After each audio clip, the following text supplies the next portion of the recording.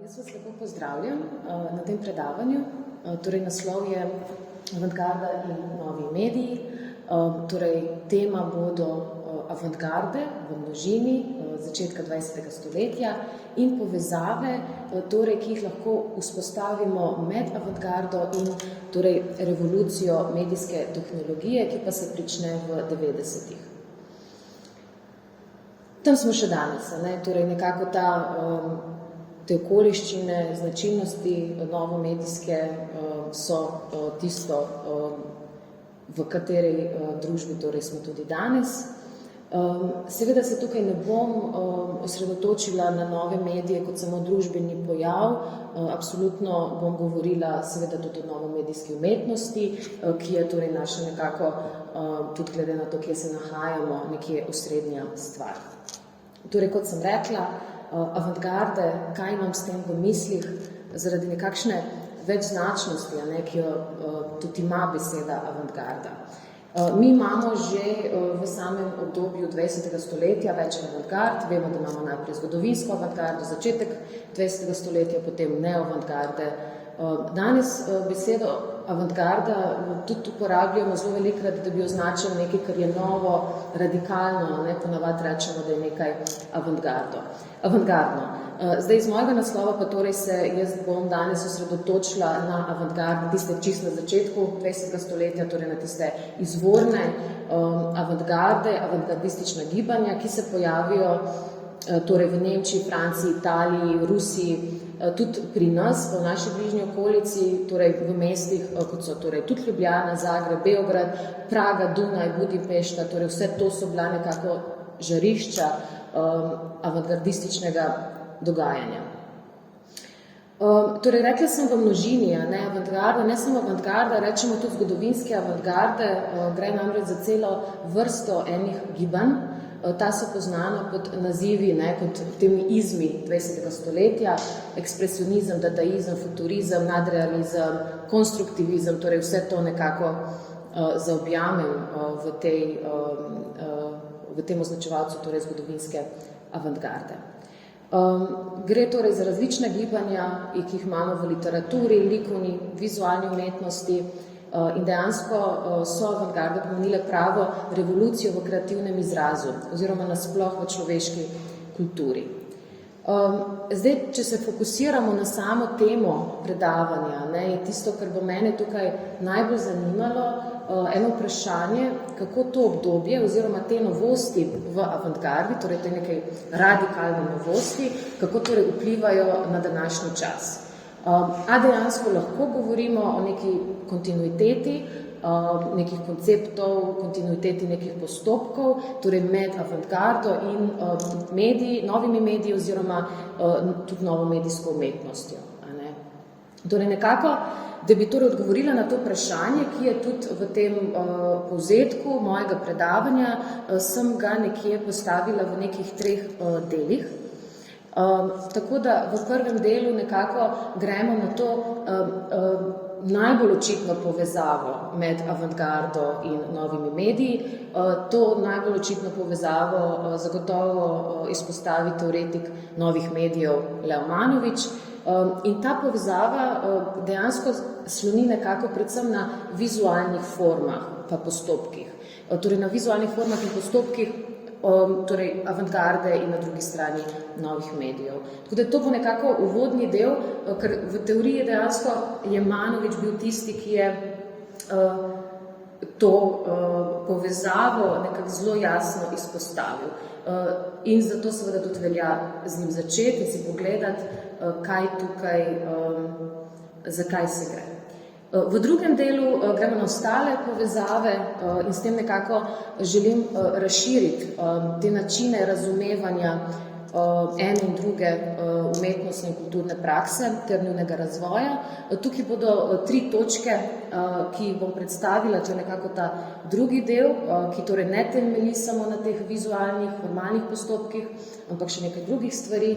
To je danes zelo v bistvu kar aktualno. Jaz imam zdaj tudi tukaj sabo 2 zbornika, The Idea of the Avant-Garde and What It Means Today. To sta kar tako zajetna zbornika, v katerem veliko torej teoretikov povezuje novo medijsko, pa tudi sodobno umetnost druge vrste z torej avantgardističnimi praksami začetka 20. stoletja. Torej, to je ta nekako drugi del. Tretji del je pa še ene vrste povezava in to je povezava, ker lahko v bistvu osebnosti oziroma umetnike, teoretike povežemo skupaj, zato da pokažemo neko kontinuiteto misli, ideje v zgodovini čez torej ljudi. In jaz bom predstavila en primer v tem sklepnem delu predavanja, ker sem izbrala 3 torej slovenske umetnike, Avgusta Černigoja, konstruktivista, Edvarda Zajca, pionirja računalniške umetnosti in tretjega Dragana Živadinova oziroma postgravitacijsko skupino umetnikov, torej tudi zraven Dragana Živadinova še Dunja Zupančič in Miha Turšič, ki skupaj torej delujejo na tem osrednjem njihovem projektu 50-letne predstave Nordung. Ta lok, torej ta povezava je zanimiva dejansko tako konceptualno, teoretsko. Na eni strani vidimo res v bistvu je en cel bazen, ki ga lahko raziskujemo, prevezav in zelo direktnih vplivov, lahko pa tudi zgodovinsko gledamo in tudi zgodovinsko je zelo zanimivo, ne? Zato ker Edvard Zajec, pač oni so se tudi poznali, torej Dragan Živadinov ni poznal Avgusta Černigoja, je pa Avgust Černigoj bil učenec Edvarda Zajca, torej učitelj Edvarda Zajca. Torej imamo ta loka, ne, učenca, ne, Edvarda Zajca, pionira računalniške umetnosti, pred njim našega največjega avantgardista, konstruktivista Avgusta Černigoja in Dragana Živadinova, katerega v bistvu eden oziroma 2 od največjih konceptualnih vplivov na njegovo umetnost sta pa tako Zajec kot Černigoj. Tako da to je nekako nek zadnji del, sklepni del v bistvu, da vidimo to povezavo v bistvu v obeh torej avantgarde novih medijev še čez umetnike. Torej, jaz bom začela z tem najbolj očitnim delom, kot sem rekla, torej s teoretikom Levom Manovićem, ki torej tudi utemelji koncept novi mediji, torej ta drug označevalec iz mojega naslova. In Manović dejansko zelo jasno predstavi tezo, da avantgardna gibanja ne samo, da so še vedno prisotna v našem, torej tem 21. stoletju, ampak da so celo postala naš vsakdan. Tako da to je kar nekako zanimiva, taka smela teza, ki si jo bomo v nadaljevanju torej pogledali. Mogoče ste videli v napovedi za moje predavanje, sem omenila še nekaj momentov, kjer torej zasledimo podobno povezavo, recimo pri Inke Arns, kustosinji in teoretičarki medijske umetnosti, v njeni monografiji Avantgarda v vzvratnem ogledalu, izšla je pri Maski leta 2006. Ona recimo sklene, da so se avantgardne utopije v aktualnih novomedijskih umetniških praksah uresničevale skozi postutopizem, retroavantgardo, neo in retroutopizem. Da so se torej nekako tiste avantgardne utopije realizirale v novih umetniških praksah konca 20. stoletja. Potem kot tretjega sem tam imenovala tudi Walterja Benjamina. Benjamin v svojem temeljnem delu o medijski in tehnološki reprodukciji navede, da inovativna raba tehnologije izpolnjuje namero modernizma in avantgardne umetnosti. Kaj to pomeni, recimo zelo jasno v enem delu, enem stavku pravzaprav, ki ga bom tudi prebrala, torej Benjamin pravi, dadaizem je s slikarskimi ali literarnimi sredstvi poskušal doseči učinke, ki jih publika danes išče v filmu. Torej nekako poveže tehnike Dade z novimi izraznimi sredstvi. Torej, Manović, pa kot sem rekla, je zanimiv, ker izredno jasno izpostavi to povezavo, da nekaj, torej, kar je bilo novost ali pa odklon iz ustaljenega, nekaj, torej smo rekli, avantgardnega, nekaj radikalnega, da se infiltrira torej v vsakdan in postane v bistvu nič takega, neka norma, nekaj normalnega. In kaj s tem mislim, bom v bistvu predstavila v nadaljevanju. Da bi lahko v bistvu naredila to povezavo, se mi zdi smiselno tudi v bistvu nekako pogledati čisto na začetek, kaj sploh prinese avantgarda. Tako da ne bi torej, šla takoj v to povezavo, ampak bi mogoče postopno torej, prišla do te povezave čez ponovno 3 točke. In ta prva točka je torej, kaj sploh prinese avantgarda, kaj je to, kaj mislim, ko rečem, ko govorimo o avantgardi. Pri drugem je v bistvu to, kaj se zgodi dejansko s pojavom računalnika, kaj so novi mediji, zato da lažje torej, nekako sledimo temu miselnemu procesu, zelo na hitro. In tretje, torej, kako eno vpliva na drugo, kje je pravzaprav potem tukaj povezava, ponovno smo v tem prvem delu pri Manoviču. Zdaj, če takoj pridem torej, na to prvo vprašanje, ki sem ga imela, torej tisto o avantgardi, je zame recimo, ki se s tem obdobjem v umetnosti zdaj ukvarjam kar nekaj časa in zelo poglobljeno, je v bistvu tista prva stvar, sigurno neka deautomatizacija čutov ali pa deautomatizacija človeka. Avantgarda dejansko izumi en kup tehnik, izumi en cel red enih umetniških postopkov z namenom, da bi vplivala na širjenje percepcije oziroma na to razumevanje človeka. Na ta način dejansko avantgardo ne raziskujemo samo kot nek umetniški projekt, ampak dejansko tudi epistemološki projekt, zato ker gre za to, kako torej vplivati na neko razumevanje človeka. Zdaj, na ta način dejansko tudi lahko razbijemo neke predstave o tem, da je umetnost nek monolit, da je avantgarda, umetnostna avantgarda, da gre za nek monolit, nek estetsko-formalni monolit, ki je nekako ekscesen ali pa produktiven samo po teh svojih družbenih ambicijah, po teh utopijah. Zato, ker zelo velikrat avantgardo vidimo kot nekaj, kar je nekako napovedovalo neko boljšo družbo, drugačno družbo in tako naprej in seveda je pri tem nekako bila neuspešna, ker seveda te utopije ali pa optimalne projekcije po Aleksandru Flakerju se torej niso uresničile.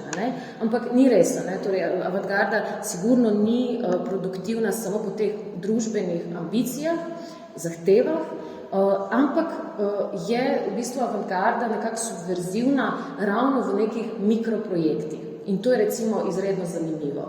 Te mikroprojekti so recimo različni projekti izumljanja tehnik za neko drugačno percepcijo, recimo projekti o razširjenem gledanju, Matjušina, potem uporaba jezika na nove poetične načine, iskanje nekih odnosov med percepcijo, obliko, barvo in tako naprej. Torej, vse to je torej tisto, kar dejansko postavi avantgardo subverzivno ravno torej po teh nekih drugačnih aspektih, kot smo jo vajeni, kot neko zahtevo po neki samo torej družbeni spremembi. Ker kaj se pravzaprav zgodi s pojavom avantgardnih gibanj? Ta umetnik, avantgardist, ta ustvarjalec začne eksperimentirati. On začne popolnoma na novo izumljati neke oblike v umetnosti, nekaj, kar prej ni bilo, umetnost, kar naenkrat torej postane umetnost. Zato v avantgardi dejansko mi slišimo hrup, kakofonijo, beremo nesmisel, beremo absurdna besedila, gledamo abstraktne geometrijske slike, ki niso več realistične, nek harmoničen posnetek narave, ampak nekaj popolnoma drugega. In zdaj fora je v tem, da ta nov, torej umetniški input, ta vizualni, slušni, taktilni, haptični input, recimo s tem haptičnim se je posebej ukvarjal Marinetti, italijanski futurist, vse to nekako spodnese to človekovo ustaljeno, avtomatizirano percepcijo, tudi naše vsakdanje avtomatizirano doživljanje realnosti. Zakaj? Zato, ker človeka šokira. In avantgardisti namreč rečejo, in to je kup enih besedila, kjer oni v bistvu opisujejo to, da človek ne čuti več realnosti, pač nekako ne čuti niti svojega lastnega jezika več, svojega govora in zato je umetnost torej poklicana za to, da ponudi torej te neke nove forme, ki torej omogočijo potem človeku živost izkušnje. Zelo jasno je ta teza recimo sploh predstavljena v delih oziroma tekstih Viktorja Šklovskega. On ima dva taka besedila, ustaljenje besede, torej uživetje besede na nek nov način in umetnost kot postopek. Oba ta besedila lahko beremo tudi v ruski formalisti, zbor teoretičnih besedil, to je en zbornik, ki ga je prevedel Drago Bajt. Torej, plan avantgardistov je dejansko ustvarjati neko kreativno razpoko, neko, seveda je destruktivna, zato je tudi seveda avantgarda povezana z destrukcijo. Torej, neko že obstoječega destruktivno gesto in iz te neke razpoke torej se lahko potem rodi neka novost. Zdaj pa ta novost ni samo zato, da imamo novost, kar tako, ni nek larpurlatizem umetniški, ampak je cilj drugačen. Cilj je torej neka nova, predrugačena realnost in človek, predrugačen, ki se pač, in ta cilj se dosega torej z ustvarjanjem nekih novih, nikoli slišanih, nikoli videnih torej oblik. In to je v bistvu razlog, zakaj avantgarda hoče prekiniti z realizmom, ravno tukaj. Oni dejansko v svojih manifestih deklarativno zavržejo vse tisto, kar reproducira, posnema torej naravo. Umetnik, avantgardist je človek, ki torej noče zdaj ustvariti neko popolno sliko sveta, pokrajine, česarkoli, ampak torej je njegova namera ta revolucija čutov. In ta je dejansko možna torej s tem predrugačenjem nekega čutno zaznavnega spektra. Zato je mogoče pri zgodovinski avantgardi še ena stvar, ali pa sploh avantgardi nasploh, tudi treba omeniti, da tukaj ne gre torej samo za revolucijo umetnosti, torej mogoče, da začnejo slikarji drugače slikati, da začnejo, torej ne gre samo za revolucijo torej znotraj samega področja umetnosti, ampak gre tudi v bistvu za estetsko revolucijo. In o tem je v Sloveniji pisal Aleš Erjavec, tudi zelo fin zbornik prispevkov iz leta 2015, Aesthetic Revolutions and 20th Century Avant-Garde Modernisms, je v bistvu en tak zbornik, ki ga je uredil. In kaj mislim, ko rečem estetska revolucija? Tu mislim estetsko predvsem v tistem izvornem pomenu, iz besede aesthesis, iz katere tudi beseda torej estetika izvira. Torej, aesthesis kot estetika, estetsko, na začetku ni pomenilo lepo, to, kar danes rečemo, da je nekaj estetsko, lepo, nekako skoraj neka sopomenka. Izvorno, če si pogledate, torej ta aesthesis pomenil čutno zaznavno. Torej, če mislimo estetsko revolucijo, torej mislimo revolucijo torej enega čutno zaznavnega spektra. In pravzaprav zato je tudi smiselno govoriti pri avantgardi o tej pomembnosti, v bistvu, da ni šlo samo za revolucijo v umetnosti. Kot sem prej rekla, da torej ni šlo samo za neko revolucijo ali pa en projekt, ne umetniški, ampak dejansko tudi epistemološki. Zdaj, upam, da sem vam dala v tem recimo nekem uvodu kratkem v to pomembnost avantgarde, kaj počne, s kakšnim ciljem počne, zato nekako, da vidite, kaj pravzaprav je tukaj na delu. In zdaj bi prešla na tisti drugi, manjši ponovno sklop znotraj tega prvega sklopa in to je torej sami novi mediji, samo zato, da nekako vidimo, kje smo, ker sem prej rekla, Leomanovič postavi tezo, da mi še danes čutimo torej vse te posledice te revolucije, tega, kar sem zdaj govorila, te estetske revolucije, ki se je zgodila torej z avantgardo. Stvar je v tem, da avantgarda namreč ni izumila celo serijo da ni torej izumila celo serijo samo nekih umetniških pristopov in forum, ampak da je izumila celo serijo forum, ki jih uporabljamo še danes v našem vsakdanjem življenju. To je torej ta teza Manoviča, ki pravi, da sta se teorija in praksa zgodovinskih avantgard udejanjili ali realizirali ravno tiste, ki je ključno zaznamovalo našo dobo, v bistvu tisto, kar nas spremlja zdaj. Na vsakem koraku postaja vse manjše in manjše in to je računalnik. Torej ta vmesnik v bistvu med človekom in računalnikom, torej računalniški program, software. Ravno računalnik je torej nekaj, kar je res postalo danes stvar vseh dejavnosti človeka. Mi danes dejansko dobro vemo, da preko računalnika ali pa s pomočjo računalnika poteka vse več vsakodnevnega, tako kreativnega kot nekreativnega dela. Vsaj delno, ampak ponavadi kar v celoti je naše delo vpeto v torej nek odnos, delo z računalnikom. Od 90-ih naprej računalnik začne torej prevzemati to mesto producenta, distributerja različnih oblik dela in ustvarjanja. Zato tudi rečemo, da živimo v postindustrijski družbi, iz neke težke industrije smo se nekako premaknili v ta svet neke fluidne informacije. Začetkom 90-ih se tudi pojavi sam koncept novi mediji, ki kažejo torej na to spremembo medijske paradigme in nastop torej vsemogočnega medija, torej računalnika. Zdaj, čisto na hitro, torej ta prvič, o tem Manovič govori leta 2001 v knjigi The Language of New Media in v bistvu na hitro, torej kaj ta sprememba torej medijev v nove medije, kaj sploh pomeni. Zdaj, mi v bistvu vemo, da je medij v bistvu vsak nosilec neke družbene informacije. Vse torej, kar nosi neko informacijo, je medij. Torej, vse od fotografije, gibljive slike do nekega čisto tradicionalnega teksta. In vse to so tradicionalni mediji.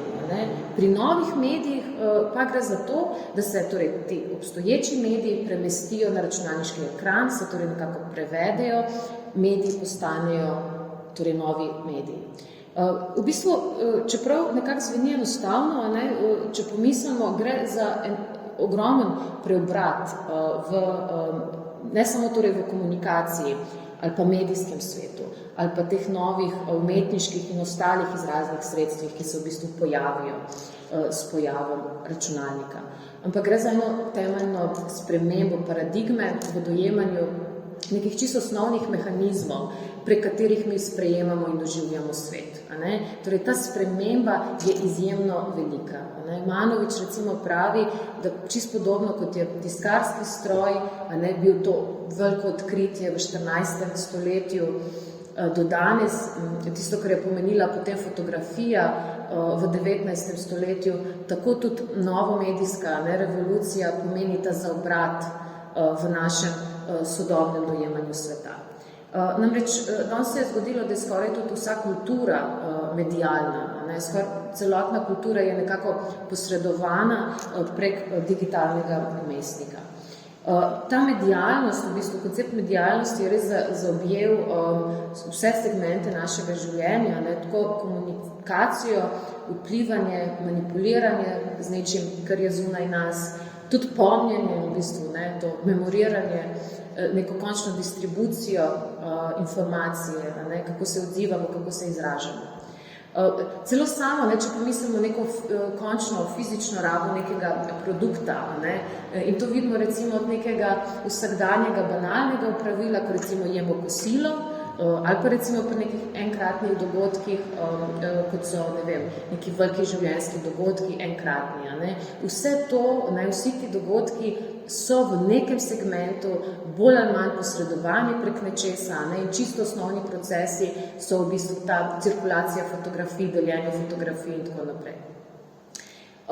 Torej, s tem pojavom računalnika mi dobimo medij, ki je totalen in nekako sposoben je vse, ne, od produkcije do shranjevanja do distribucije informacije. Veste, tudi izjemno zanimivo je recimo pogledati, kako smo mi zelo na hitro se navadili na uporabo računalniškega delovnega pristopa. Tudi v klasičnih medijih lahko vidimo, da imamo povsod nekako iste ukaze, izreži, prilepi, vstavi, spremeni in tako naprej. Vse to so neke operacije, ki jih je ne glede na medij torej možno uporabiti ali pri fotografiji, ali pri sintetičnih podobah, pri zvoku, pri gibljivih slikah in tako naprej. Torej tudi razlika, če zaradi tega med samimi mediji počasi zbledi, ker naenkrat fotografija, slikarstvo, film, animacija, ker naenkrat tukaj imamo ponovno neko fluidnost, ker je ta nek veliki medij številka 1 računalnik. To seveda, da medij ni več poljubljena stvar, ampak ni več neka izbira, nuja je, to vemo vsi.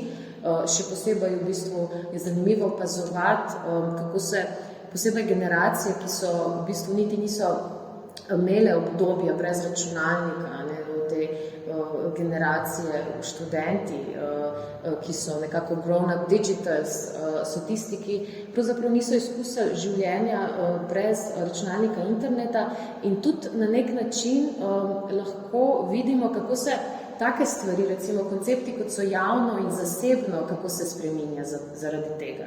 Torej, kako v bistvu to vpliva na naša življenja in na naše pojmovanje javnega in zasebnega.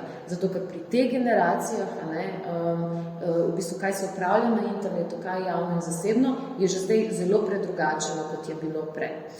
Tako da še naprej, recimo lahko tudi govorimo o tem, da recimo in tukaj Domenico Quaranta, če si boste recimo tudi njegova dela, zdaj pri Axiomi bo išla, mislim, da ta mesec, njegova nova knjiga Surfing with Satoshi, kjer pa govori o tej sodobni, zelo zdaj trend pojavov ali pa temo, torej o kriptovalutah in sodobni umetnosti. Torej,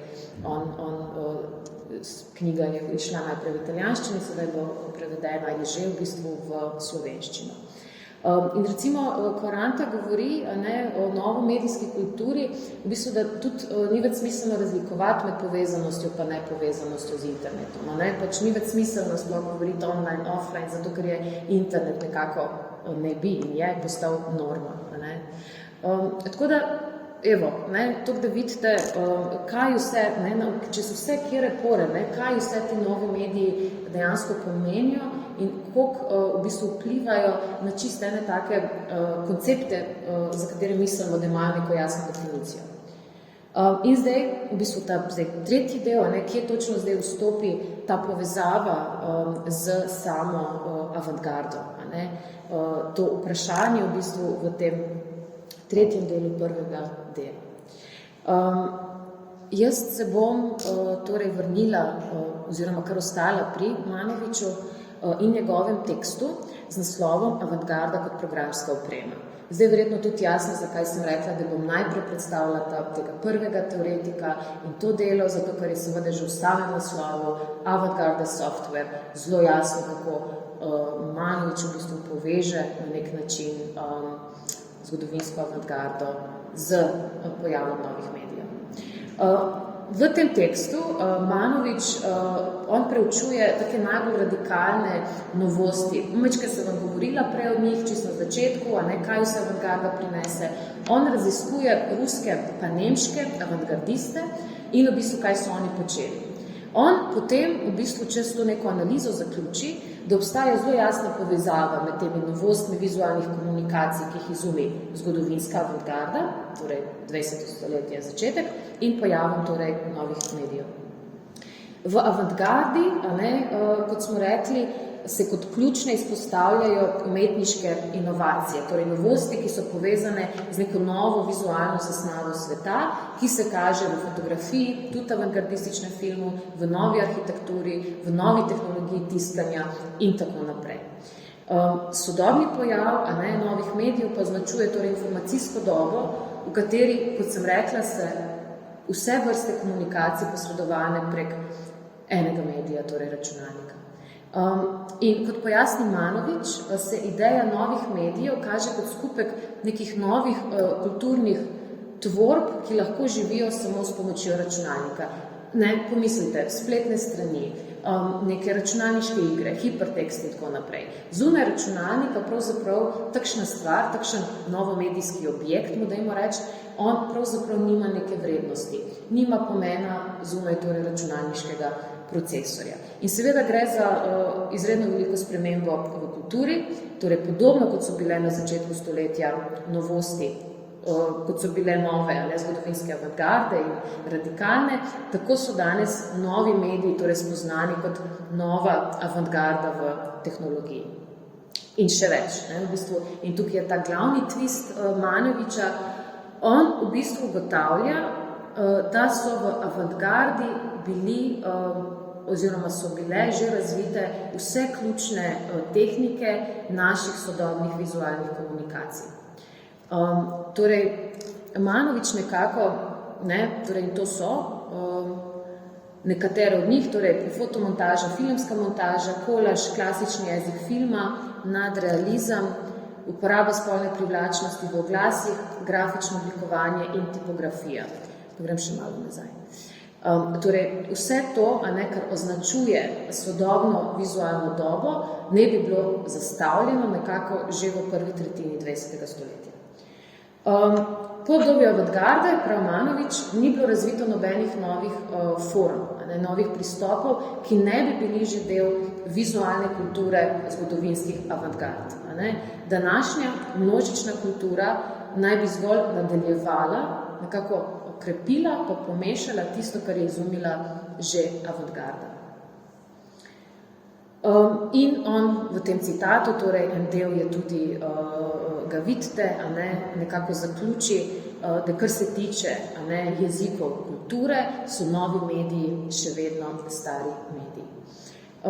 Tako da nekako novi mediji za Manoviča pomenijo neko novo etapo, torej te stare avantgarde.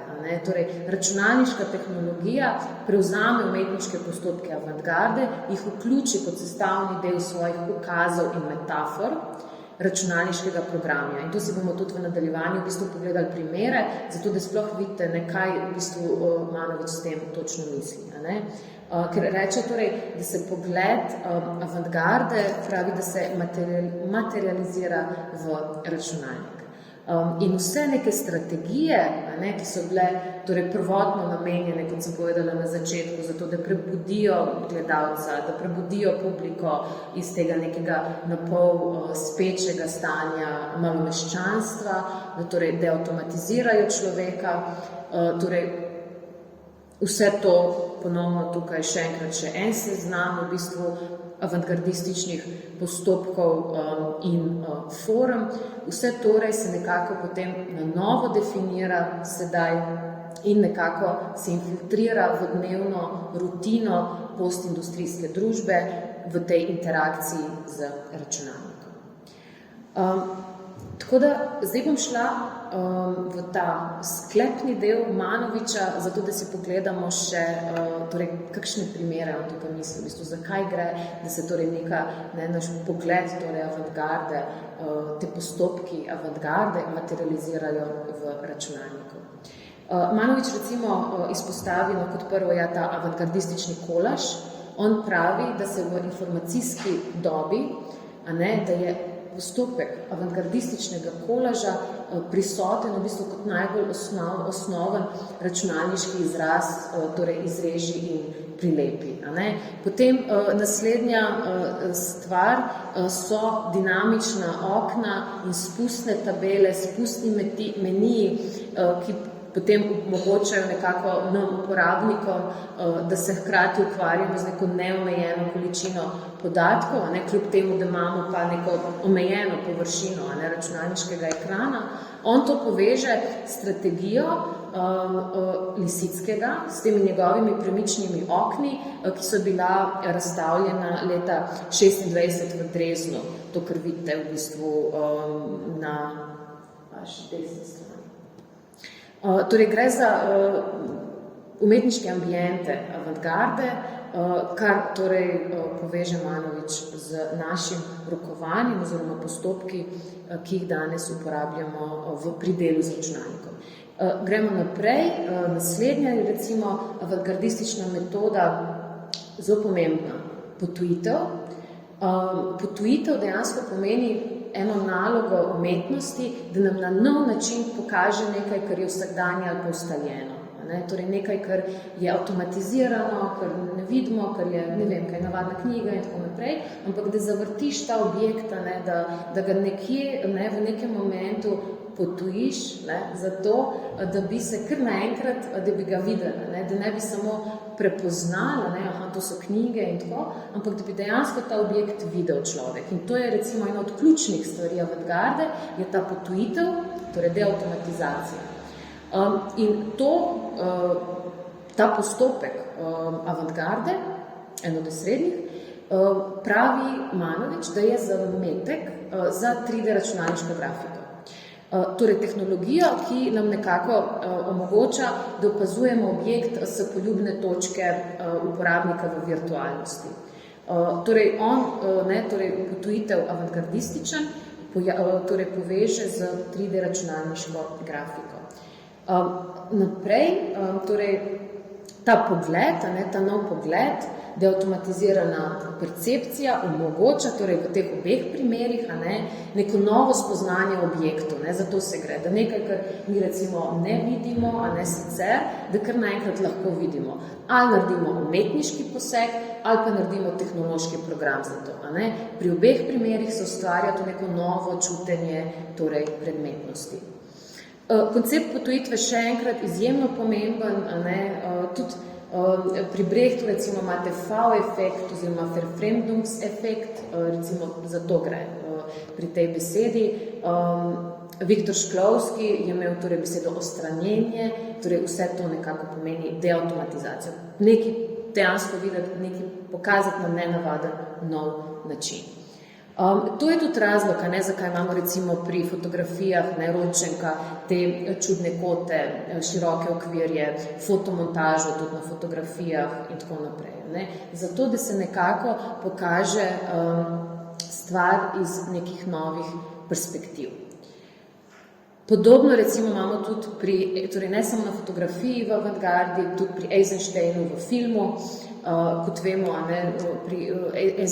zanje dejansko pomenilo delati film, oziroma ustvariti film, je pomenilo delati montažo, torej montirati na osnovi kontrasta. Cilj je bilo, da se ustvari efekt v človekovih občutkih in v človekovem intelektu, torej v njegovem razumevanju. Mislim, da imam še tudi Eisensteina. Tudi recimo potujen pogled je tudi pri Laszlo Moholy-Nagyu, njega tudi recimo Manović omenja, to je madžarski avantgardist, ker v naši sodobnosti pomeni oziroma se spremenil to neko nenehno spreminjajočo se točko pogleda v računalniški animaciji. Torej, takšne zametke, torej novega pogleda, torej Manović v bistvu potem detektira v novi tehnologiji. In zato se pravzaprav gre v tem njegovem raziskovanju tehnik in vizualnega v torej avantgardi novih medijih.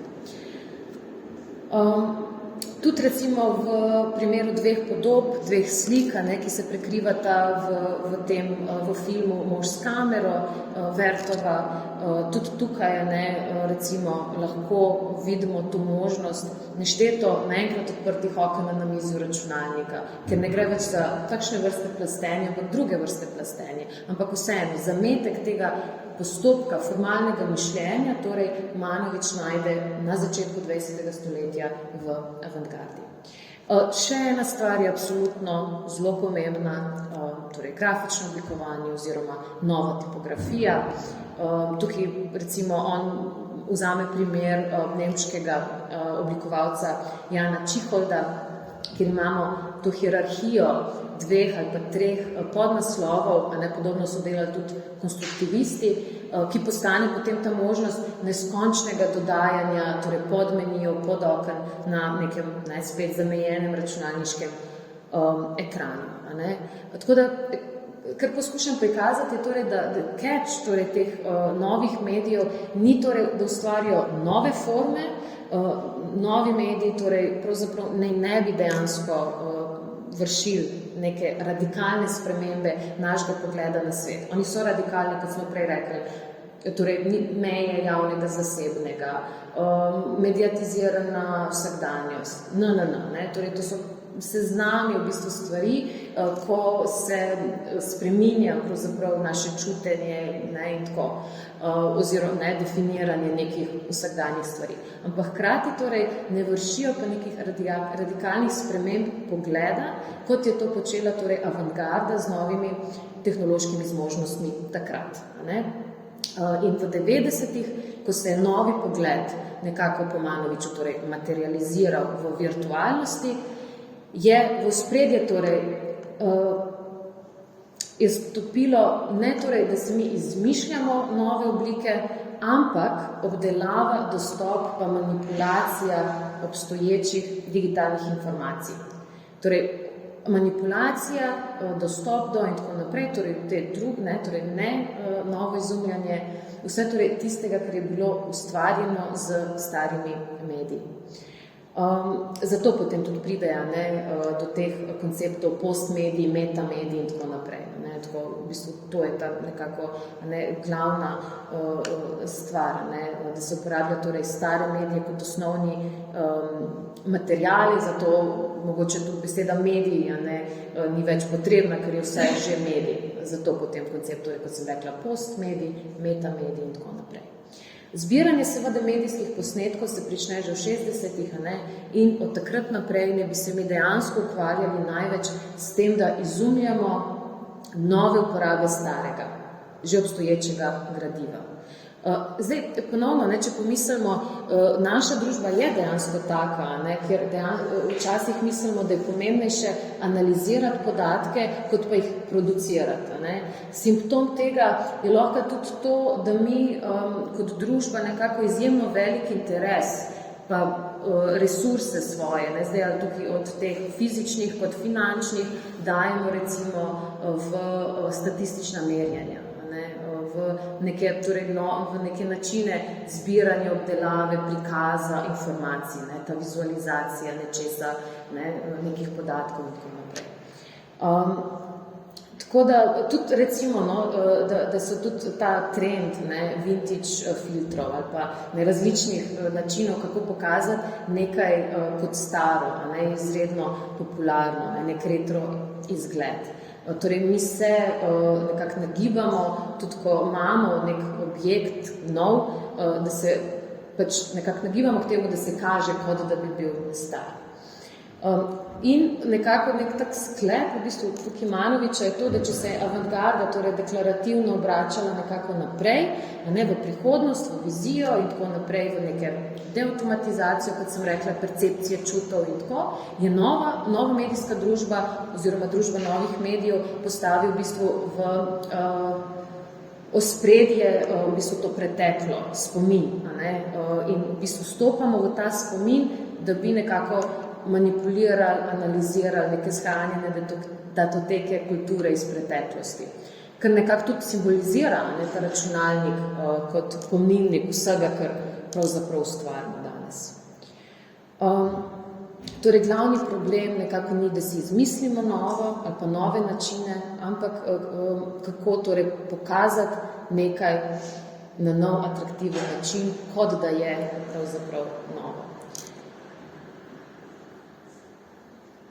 Tako da zanimivo je pogledati v bistvu, kako to povezavo med tem neko deautomatizacijo percepcije, nekaj, kar je bilo ustvarjeno, da obudi človeka, kako v bistvu se to nekako infiltrira v neko to nereflektirano vsakodnevno interakcijo posameznika z računalnikom. Ampak mi seveda tukaj ne bomo ostali pri tem detektiranju splošnega stanja, torej novomedijske družbe in te povezave. Zato, ker se avantgarda, o kateri pač govorim, tudi ni zgodila znotraj nekega vsakodnevnega poteka stvari. Avantgarda, torej začetka 20. stoletja in tudi kasneje, se ni zgodila v umetnostnih inštitucijah. Avantgardo vedno iščemo nekje na periferiji, iščemo nekje v podtalju. Zato bi zdaj prešla v bistvu na ta drugi del predavanja, kjer bi rada imenovala še nekaj ostalih povezav, ki jih lahko torej vzpostavimo med avantgardo in novimi mediji. Jaz bom naštela tri sklope značilnosti, ponovno tri, zelo nenačrtovano pravzaprav. Torej, kaj so torej še ene značilnosti, kaj so novosti, ki se prenesejo ali pa so še vedno aktualne, torej iz avantgarde v današnji novo intermedijski umetnosti predvsem, pa tudi širše, v sodobnih raziskovalnih umetniških praksah. Prva takšna stvar je nekaj, o čemer sem že govorila, so torej te avantgardistične tehnike, postopki, ki se uporabljajo za potujitev, za defamiliarizacijo, tudi rečemo. In ti kažejo dejansko tako na umetniško, kot v bistvu na tehnološko dimenzijo nekega umetniškega dela.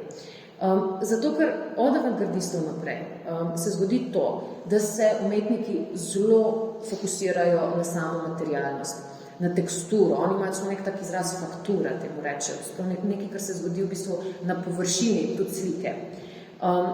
In oni na nov način v bistvu tudi ponovno redefinirajo koncept pogleda, pa gledanja v umetnosti.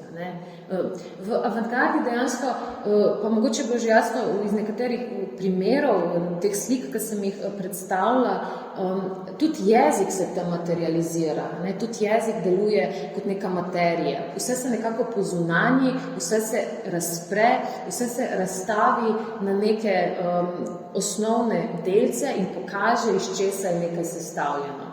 Tako recimo kubisti, konstruktivisti izstopajo iz nekega zaprtega likovnega prostora, in vse bolj gradijo torej na tej materialnosti, taktilnosti, na plastičnosti. Dokler popolnoma ne vstopijo v ta 3D prostor, pač kot ste prej videli v teh primerih umetniških ambientov. In do tega je dejansko prišlo postopoma od kontrareliefov tatlina, torej dejansko reliefov, ki so bili kontraobrjeni v prostor, do instalacij in potem naprej do umetniških ambientov. Torej, to vrstno ukvarjanje s to percepcijo in materialnostjo ni bilo pomembno samo v vizualni umetnosti in v literaturi, izredno pomembno je bilo v avantgardističnem filmu, in tukaj govori o tej njihovi občutljivosti na medije. Avantgardisti so izredno bili občutljivi na medije, kaj torej uporabljajo, kaj so neke plati, ki jih lahko izkoristijo, ko recimo ustvarjajo fotografijo ali pa na drugi strani film ali pa mogoče samo ta objekt, torej knjigo. In v bistvu izredno seveda je pa ta novost filma tista, ki potem res vpliva na tudi vse ostale medije. Danes recimo neke avantgardistične tehnike, veste, lahko vidimo tako v video performansih, kjer imamo recimo ponavljanje neke besede ali pa enega stavka brez variacije, potem tudi elementi neke kinetične tipografije, ki se premikajo prek celotnega ekrana ali pa so enormno povečani, tako da v bistvu prav izziva to percepcijo človeka, kako sploh se odzivati na takšno delo, ker vse te spremembe v pogledu iščejo, pač kako se bo na drugi strani gledalec odzval. Zelo recimo očitna je tudi povezava recimo v nekih delih z akustično dimenzijo ali pa z distorzijo jezikovnega ali pa glasovnega materiala. Zdaj to je lahko material torej ali človeka ali pa tehnologije, to ni pomembno. Tako da vse tukaj lahko recimo iščemo torej vse tehnike in postopke avantgarde. Še ena stvar je ta zadnja napisana. Avantgarda tudi prične z nečim, kar opazujemo danes kot proces zaobrata od torej besede in jezika, tekstovnega, k performativnosti pa sliki, vizualnemu. Če smo čisto natančni, v bistvu se to začne že prej, Simbolizem je znan po krasnih v bistvu primerih vizualizacije teksta, kjer v bistvu ne beremo linearno, ampak umetnik, pisatelj v tem primeru, poskuša torej že z oblikovanjem teksta usmerjati pogled, pa na nek nov način torej pokazati še eno plast razumevanja, torej ne samo tisto semantično, tisto, kar preberemo, ampak da tudi vizualno v bistvu lahko zadeva neka knjiga na nas učinkuje. Tako da gre torej za to pomembnost ureditve samega besedila do torej pomembnosti te vizualne forme.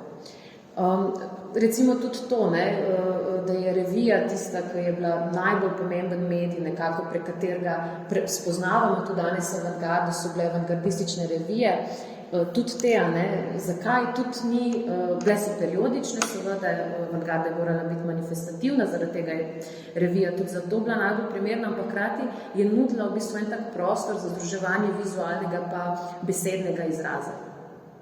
Danes pa torej s to cirkulacijo, vse večjo tega slikovnega materiala online, pa je res, smo že priča temu še vse večjemu v bistvu zaobratu od besede in jezika k vizualnemu in performativnemu.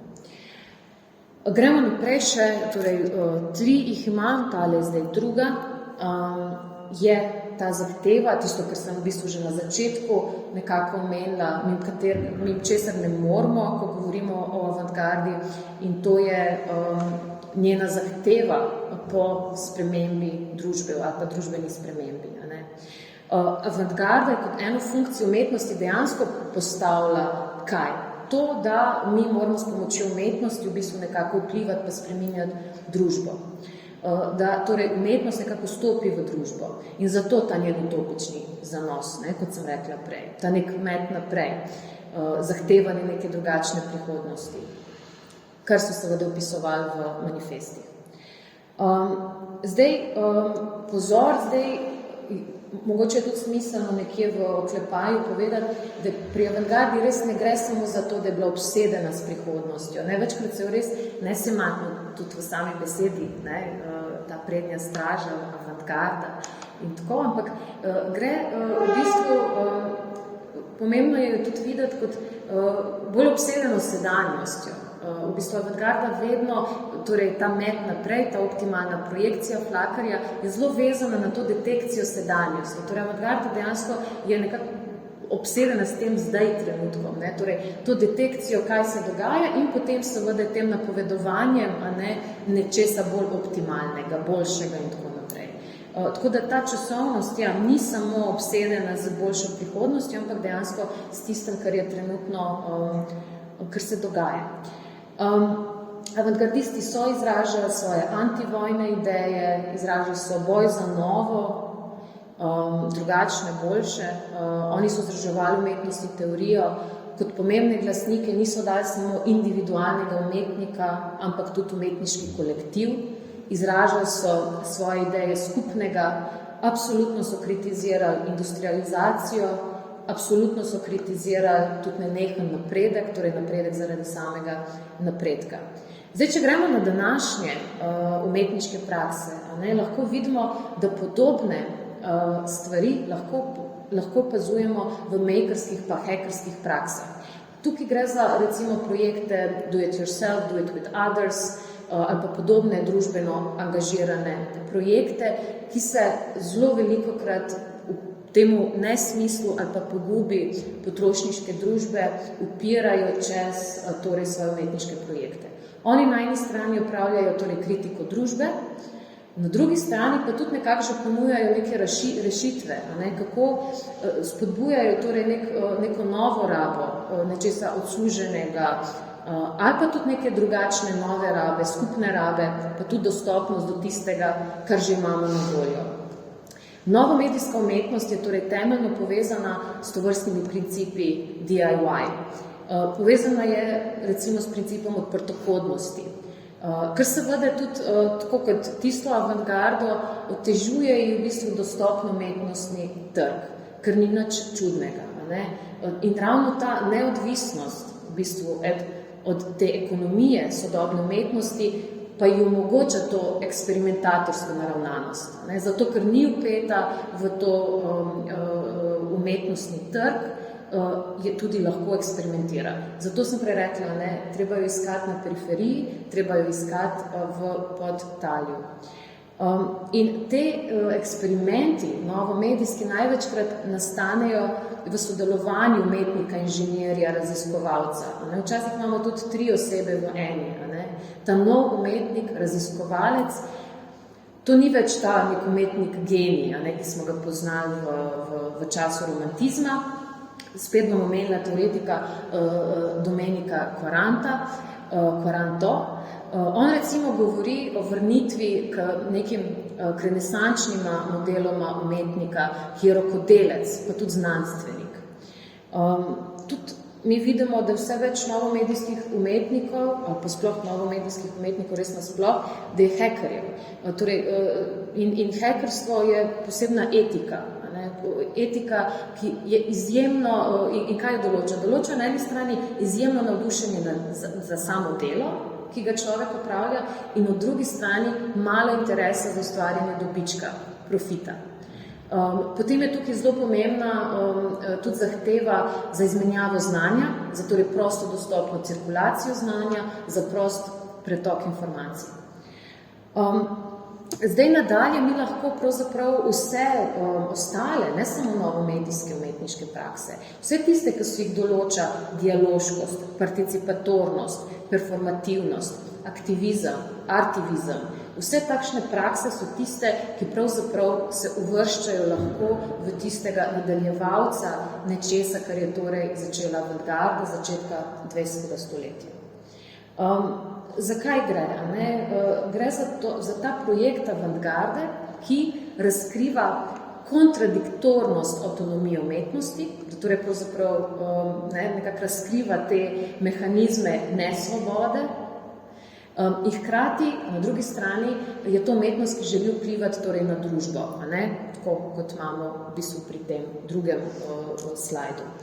Povzroča torej hoče neke družbeno-politične spremembe.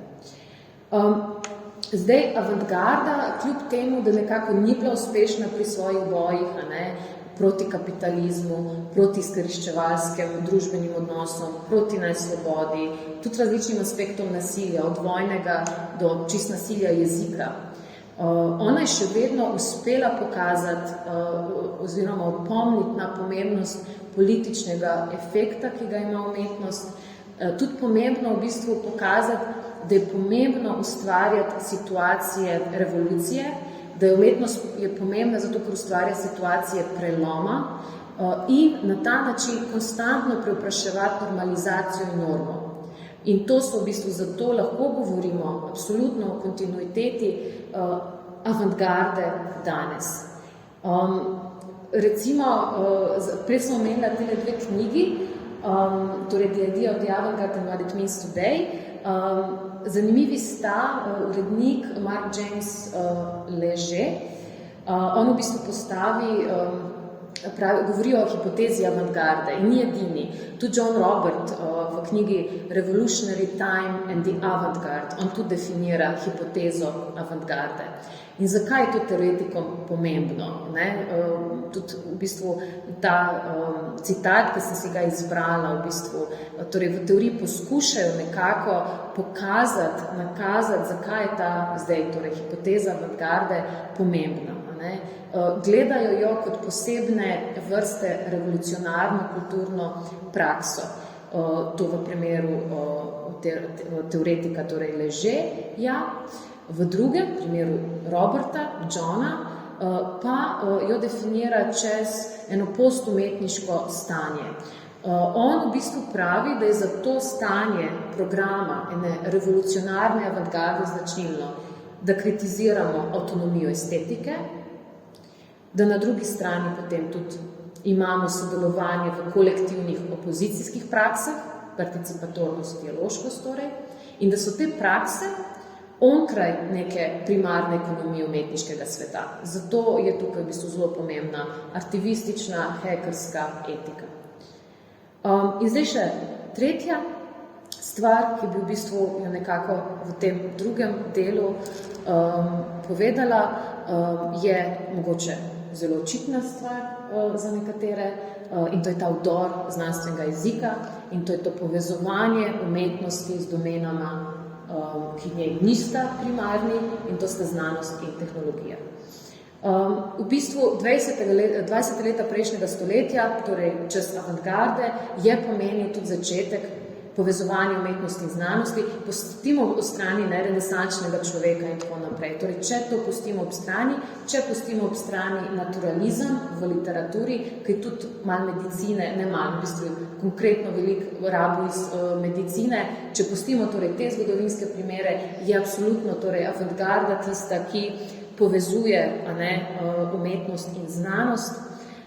Torej ni več tega separatizma, ker naenkrat umetnost postane raziskovalna. Z dadaizmom recimo se zelo fino prekine tudi umetnost kot nekaj lepega. Dadaizem je tisti, ki zelo fino uveljavi estetiko grdega in s tem tudi pomembno vpliva na to, kako mi vidimo umetnost. Umetnost posledično tudi v krogih znanstvenikov ni več zgolj neka olepšava. Umetnik ni samo potreben znanstveniku zato, da mu nekako predstavi, vizualizira ali pa neko dekoracijo, naredi neke znanstvene ideje. Ampak danes, če govorimo torej o tem prepletu ali pa skupnem sodelovanju umetnosti, znanosti in tehnologije, vidimo, da lahko ima umetnost tudi eno sebi lastno metodo. Sebi lastno metodo, s katero lahko prispeva novo znanje, novo razumevanje. Podobno so ta umetniški način mišljenja zagovarjali in prakticirali tudi avantgardisti. Med njimi je bilo ogromno teoretikov, recimo Kazimir Malevič je napisal več kot 1000 strani teksta.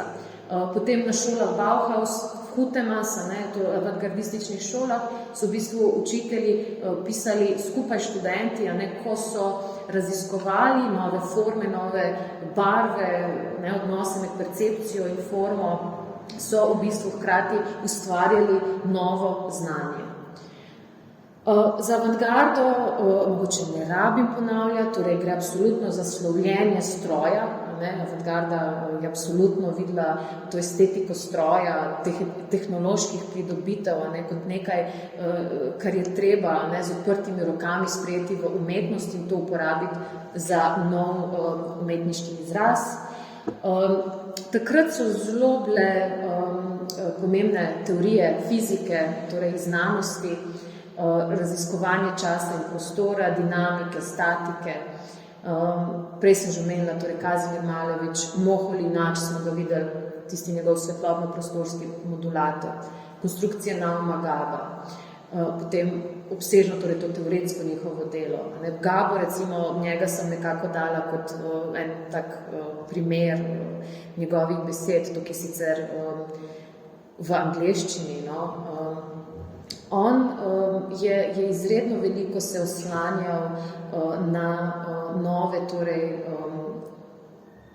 nove teorije v fiziki, Einsteina, Minkowskega, torej to je bilo tisto, kar je njemu, torej neeuklidska geometrija, teorija relativnosti, torej vse to je bilo nekako nekaj, kar je oblikovalo tako Ela Lisickega, prej smo videli ambient, kot Kazimira Maleviča, kot Nauma Gaba itd. In še prej, torej sem omenila tudi avantgardistične umetniške šole, ki pomembno v bistvu stremijo k temu, da ustvarijo umetnika, ki bo tako tehnično kot nekako umetniško se izobrazila in bo postal nek umetnik-konstruktor. Novo medijska umetnost na drugi strani ali pa na današnji strani pa je tudi nekako zelo konkretno zaznamovana za raziskovanje možnosti digitalnih medijev in ostalih področji, ki so bila včasih izključno v domeni znanosti in tehnologije. Kot sem nekako že prej izpostavila, sodobni umetnik je veliko bolj podoben včasih nekemu znanstveniku, raziskovalcu, aktivistu, kot pa neki tradicionalni podobi umetnika. Gre v bistvu za to, da si umetnik izposoja tudi tehnološko orodje, tudi znanstveno govorico, ampak hkrati on že tudi hoče postati programer, on že tudi hoče postati biolog, in pravzaprav lahko govori z glasom tako enega kot drugega ali pa v bistvu obeh hkrati.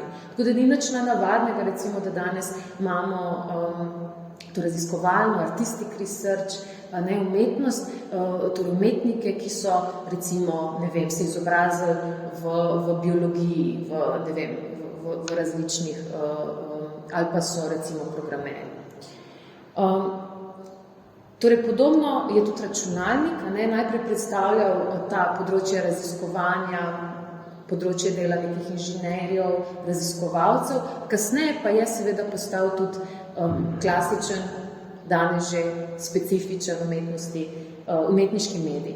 In zdaj sem jaz tukaj v tem sklepnem delu, ki bo tudi najkrajši, in to je v bistvu del predavanja, kjer bi nekako želela povezati torej 3 osebnosti, zato da dobite tudi ta občutek, kako sta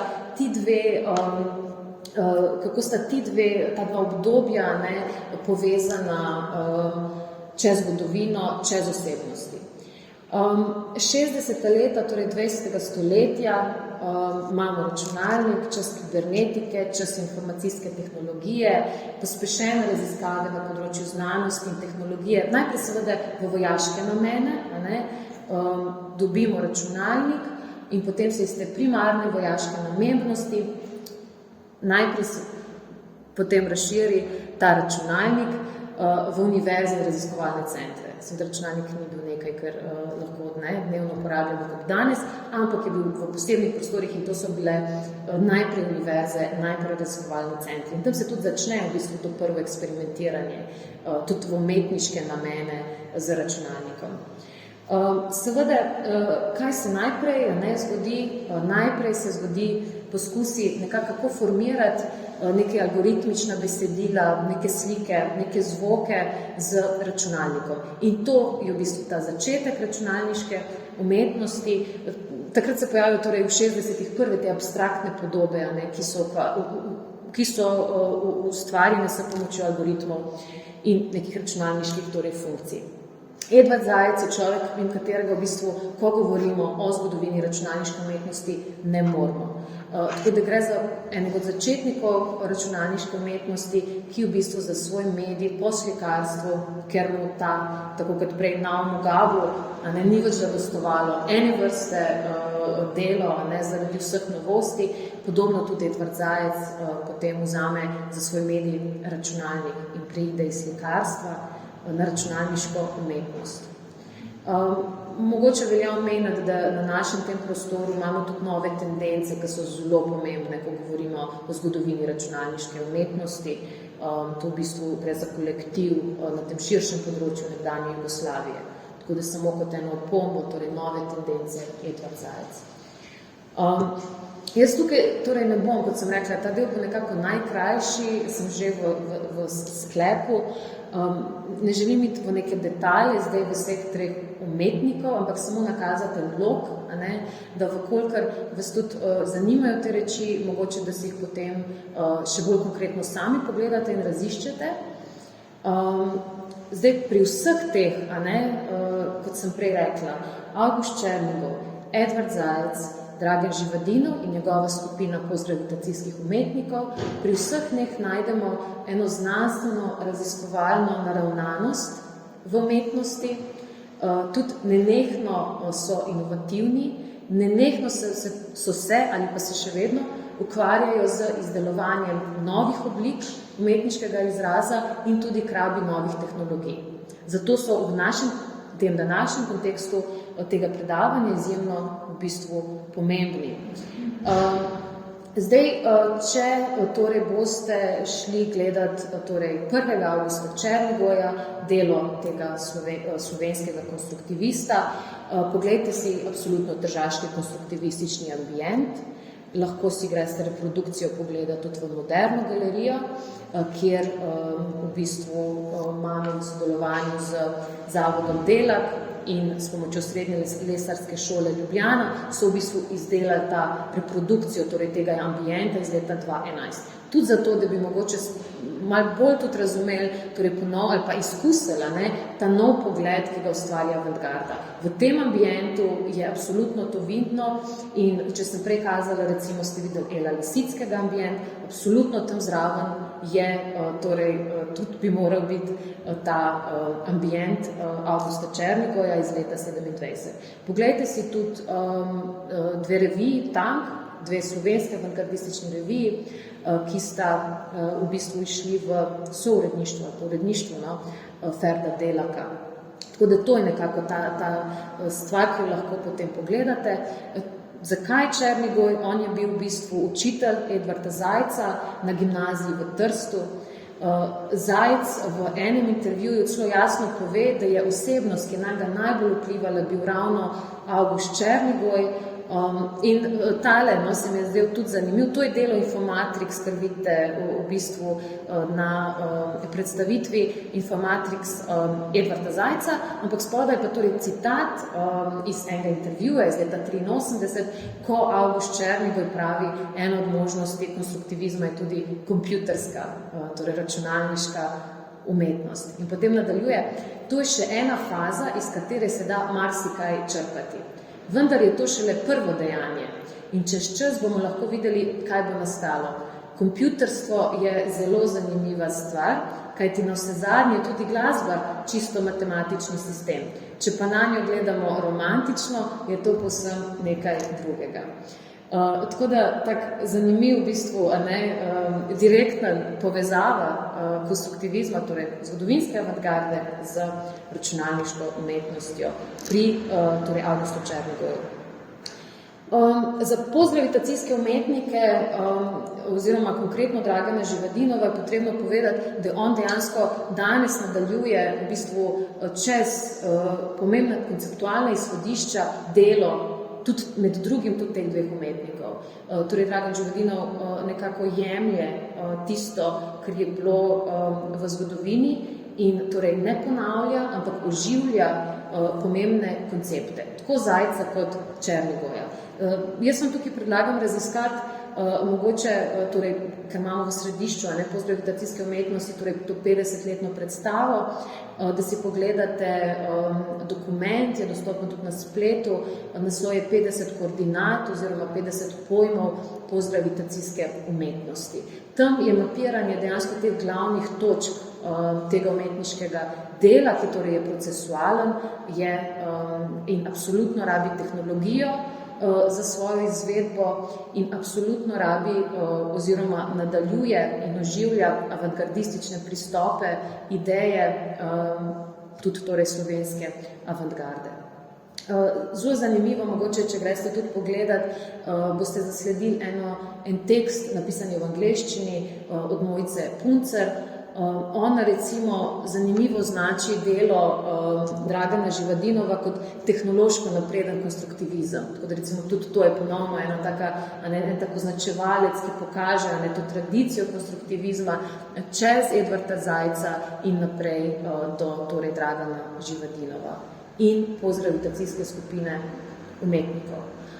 Zdaj pa v bistvu samo še zato, ker imam za sabo, torej pa na svoji levi, torej delo Infomatrix, bi mogoče povedala samo to, da je to pa pri Zajcu tista stvar, ki jo pejte raziskati. Če že se hočete fokusirati na eno stvar, pejte gledati Infomatrix in kaj to je.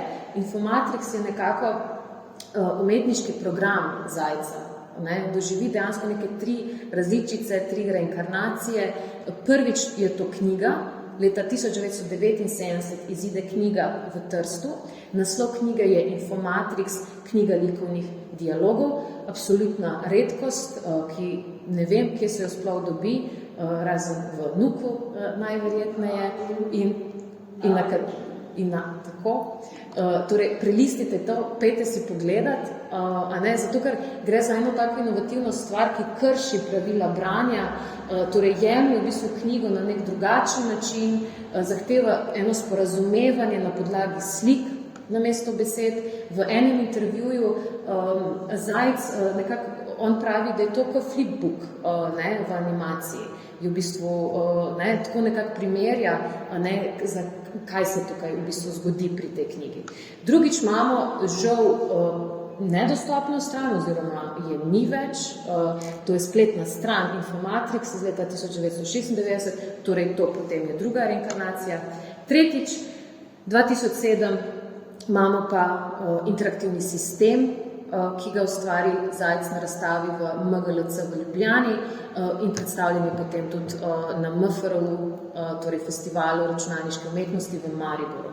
Torej to so 3 tako nekako dogodka v bistvu njegovega Infomatrixa, kjer mi torej nekako kot uporabnik gradimo vizualno kompozicijo izdanih geometrijskih likov.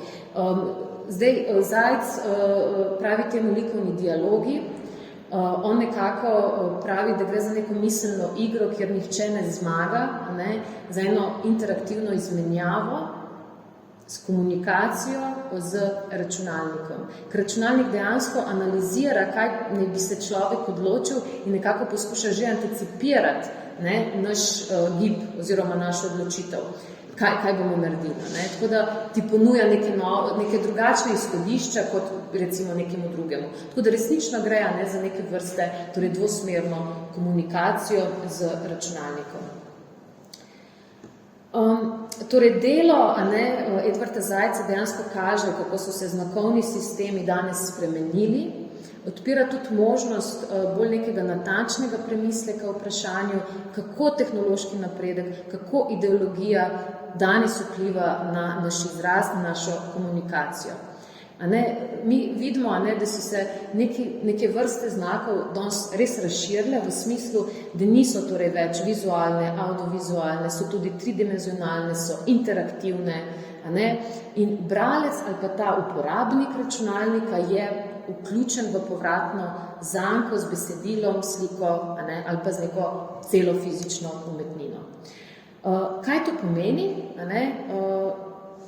Pomeni, da lahko govorimo o eni veliki novosti tukaj. Zato, ker na nek način možnost novih medijev bralcu tudi omogoča neko izvajanje dejanj. In to je v bistvu pomembno. Torej, nismo samo šokirani, ampak hkrati tudi moramo se odločiti. Torej, gre za neke aktivne izbire, gre za neke procese odločanja v tem odprtem, performativnem, v tem nekem naključnem, kontingentnem, umetniškem delu. In to recimo se mi zdi, da je izredno inteligentno, izredno vizualno dovršeno, hkrati pokaže ravno ta Zajčev umetniški sklop, pa ta njegov program, torej Infomatrix.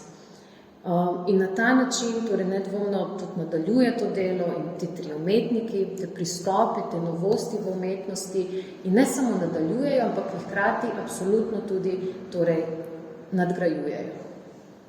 In s tem bi jaz v bistvu tudi zaključila in sem, mislim, da popolnoma izčrpala to, o čem govoriti, torej ko mislimo in razmišljamo o torej nekako kontinuiteti ali pa prelomih, torej avantgarde pa novih medijev.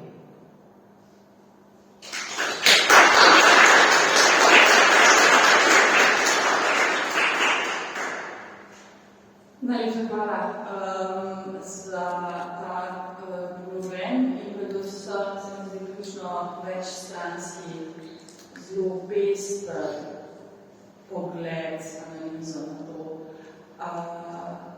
kaj avantgarda je bila in kaj lahko je danes doma, še kaj vse je prav vmes.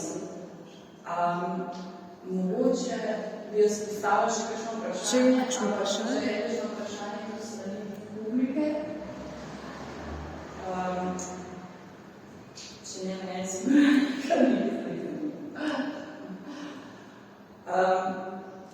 kaj se mi poraja, če bo sta čas, ko se delujeva, ko se hvaljamo s temo, je ta navezanost na to historično, se pravi navezanost na to izhodišče, ki vsakič pomislim na tem avantgarda, najprej pomislim na to zgodovinsko. Ali je to zdaj zaradi izobraževalnega sistema, umetnostne zgodovine, kako smo bili naučeni razumeti pojem avantgarda, mene progresivno najprej vržem tja, potem pa grem počasi naprej. Ne? In se mi zdi, da je to tudi tako mogoče kot eno breme tega termina, čeprav je hkrati njegovo izhodišče, ampak na nek način kot ne dovoljuje in naprej.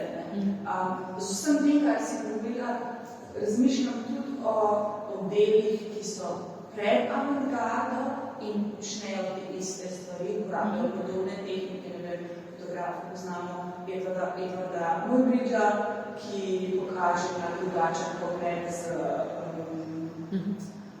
gibanja, recimo, potujitev, in tudi prakse v kasnejšem času ali pa v sodobnosti, ki uporabljajo te metode, tehnike, izhodišča, ki pa jim ne prilepimo tega označevalca avantgarde. Recimo, ne vem, še malo preskrapujem, ampak ta ideja example sveta, totalne mine, pač kako preide v ta NSK model, konceptualna umetnost. Veliko teh terminov je, ki so tako, nekje se malce stikajo, nekje se prekrivajo, in potem ta občutek se tudi ta citat bil, da zdaj bo pa ta termin vse razložil, hkrati pa malo na stran od teh drugih praks, ki mogoče počnejo podobno, pa so zaradi drugih vstopov nastanka, niso pač bile in ni bil dodatna označevalec. Ne vem, samo vprašanje. Ja, ali je tukaj še smiselno to peljati naprej na ta način kot nekaj, kar imamo občutek, da ima neko dokončnost, pa jo v bistvu nima, ampak je kot nek nabor možnosti. Ja, sem zelo hvaležna za to vprašanje, pa komentar, zato ker nekako v bistvu je tisto, kar pa sem nekako hotela nedirektno o tem govoriti ali pa nakazati, mogoče samo v tem konceptu predavanja, da bi v bistvu želela neposredno odgovoriti na vprašanje, kako teorija, in zdaj berem, kako teorija legitimira nekonvencionalne avantgardne prakse in diskurze. Pač tukaj je seveda vedno problem kanona pa teorije. Tako da jaz mislim, da je to zelo fajn na mestu, ker če gremo res gledati, v bistvu, kaj je v nekem trenutku bilo novo, avantgardno, če uporabimo ga zdaj kot ta sklop, recimo, ko smo ga danes, ta označevalec, kot smo ga danes gledali, bi seveda marsikaj lahko spravili pod ta označevalec. Tako, danes se recimo borimo s tem tudi samo intermedijsko, novo medijsko umetnostjo, tudi ne vemo približno, kaj bi bil boljši izraz, ali so to kar neke raziskave. Tako da jaz mislim, da je vse stvar v bistvu ene poglobljene teorije in najti ustrezne ali zdaj primere ali označevalce za neki, ne more pa nikoli v bistvu noben označevalec v teoriji ne more biti izčrpan, ne more izčrpati v bistvu vseh zmožnosti. Tukaj seveda hkrati pri zgodovinskih avantgardah gre za to, da so samo to avtonomijo estetike umetnostnega sistema kritizirale, hkrati mislim, obstaja en red stvari, kaj se mora narediti, v bistvu kaj se je takrat zgodilo.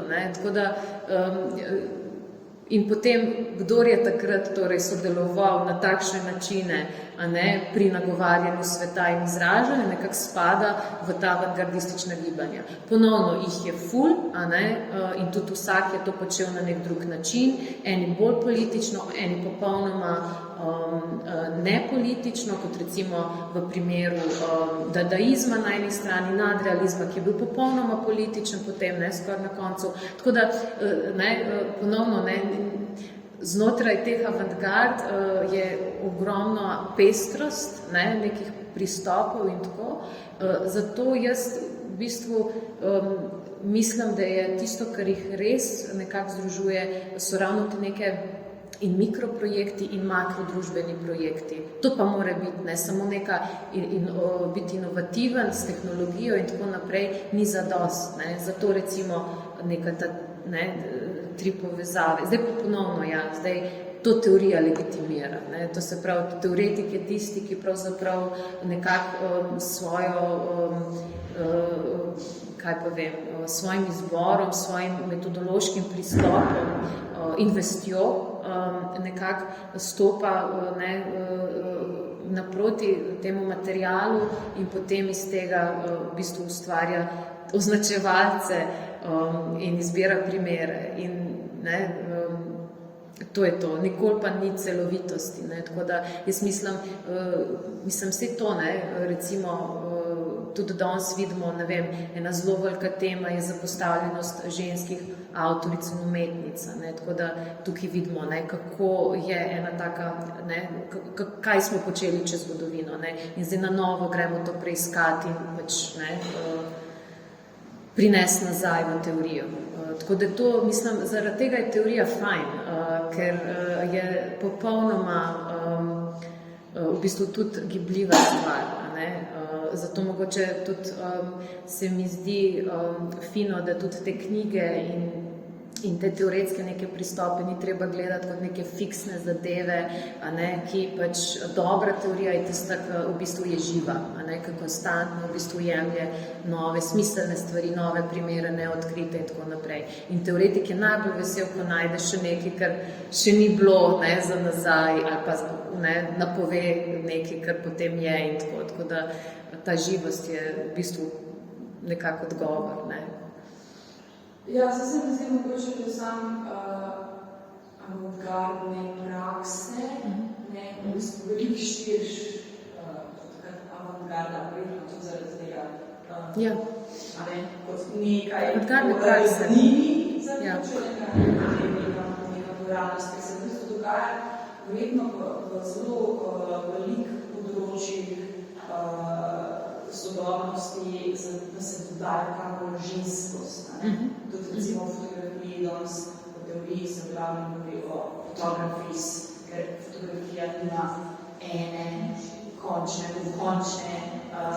enoznačne jasnosti, ki bi bila nek aksion, ampak jih je množstvo in je potem veliko zmede, o čem zares govorimo. Ja. V teh recimo dveh knjigah ali pa zbornikih, to, kar sem prej predstavila kot avantgardno hipotezo, v bistvu je zelo fino izpostavljeno, da bi ta avantgardna hipoteza morala biti nekaj komplementarnega emancipatornim praksam. Tako da v bistvu je točno to, da v bistvu nekako je treba vzeti to avantgardno hipotezo in da je nujna v bistvu kot del emancipatornih praks za neko ponovno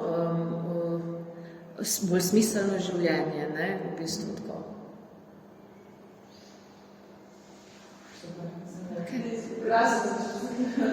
Super, hvala vam. Hvala enako.